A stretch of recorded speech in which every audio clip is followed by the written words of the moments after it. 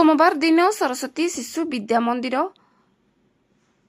भाटबाहालीଠାରେ प्रधान आचार्य श्री सुदाम कालुଙ୍କ अध्यक्षताରେ विद्यालय स्तर ज्ञान विज्ञान अनुष्ठित हो जाइछि। मुख्य अतिथि श्री अरविंद प्रधान दीप प्रज्वलन करथिले। विद्यालयर वरिष्ठ गुरुमा तपस्विन स्वाई कार्यक्रम परिचालना करथिले। 20टी प्रकल्प आसिथिबा बेले मोट 60 जन भाई भौणी उपस्थित थिले। सरकारी उच्च प्राथमिक विद्यालयर भारप्राप्त प्रधान शिक्षक श्री अरविंद प्रधान, घरोई शिक्षक ज्ञानदेव भुक्ता और विद्यालयर गुरुजी सारथी कुंभार शिशु माने आनिथिबा प्रकल्प गुड़िक मूल्यांकन करिथिबा बेले कृतित्व अर्जन करिथिबा भाई भौणी को पुरस्कार दिया जायतिला। विद्यालयर समस्त गुरुजी गुरुमा और सेविका कार्यक्रम में सहयोग करथिले।